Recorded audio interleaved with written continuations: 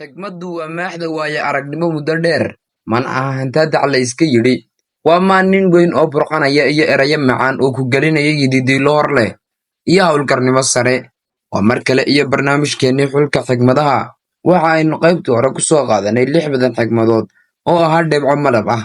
Haddii aadan weli soo daawanna, waxa aan kugula talinayaa inaad soo daawato.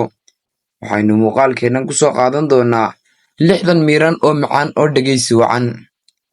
Ha u qaadan caafimaadka wanaagsan in lagu siiyey weligaa. Marka ay ku soo wajahdo dhibaato caafimaad, ugu yaraan 3 dhakhtar la tasho.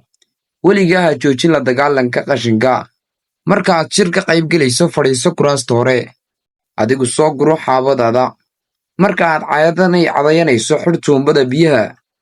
Si isku mid ah dadka u caawi. Shaqada isku midka ahna lacag isku mid ah ku bixi. Shirka bilow waqtigiisa, hana u aabba yeelin yaa maqan. Carruurtaada wax u akhri. Wax akhrinta ha joojin abidkaa. Wax ka dhegaysa carruurtaada. Carruurta yaryar qaar iska dhaaf inta hadalkooga ayaa lagu dulmiyaaye. Marka hore si wanaagsan u samee. Ha ka labalabayn inaad dhahdo ma garanayo waxa aanad garanayn.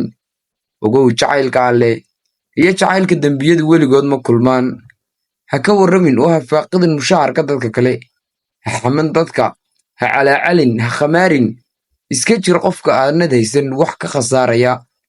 Dhabarka u seexo habeenkii oo daawo xidigaha. Shaqada imo goor hore, xilliga ugu dambeeyana ka bax. Xidho suun iyo tay qaali ah, laakiin xaraash ku iibso. Markaad wajahaysa hawl adag, u fikir sida inayna suuragal ahayn in lagu guulo darraysto. Ha u malayn in lacagtu farxad keento. Harqaan wanaagsan, dharka ka talo. Si kastoo arrimuhu qasmaan isdeji. Marka aad wax gadanayso, wax muhiim ah gorgortanka. Findhicilka. Ha ku isticmaalin dadka dhexdooda. Wax weyn ballanqaad, wax weynna bixi. Ogolow xanuunka iyo murugaduba inay yihiin qayb nolosha ka mid ah. Rajadaadu mar kasta ha sarrayso. Guurka wanaagsan waxa uu ku xidhan yahay qofka saxda ah. Inaad hesho adna qof sax ah ayaa tahay. Dhibaatooyinka u arag waayo-aragnimo inay yihiin. Marka aad doonayso inaad saxdo waalidka, carruurtaada iyo xaaskaaga, qaniim carrabka. In la khilaafo. Baro adigoon khilaafayn. Guushu waxa ay ugu hor timaadaa qofka ugu horsameeya.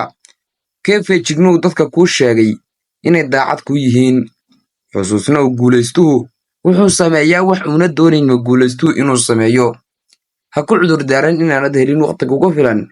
Waayo waqtiga aad haysato uunba adduunyada dhan eed arkayso lagu dhisee. Dib marnaba ha u dhigin. Fikradda fiican isbeddeladeedba qof uunbaa ka fikiraye. Buugaagta waad jeceshahay. Dib u akhri. Ha bixin adigoo murankaa la dhexeeya afadaada ama saygaaga. Si fudud u dheh.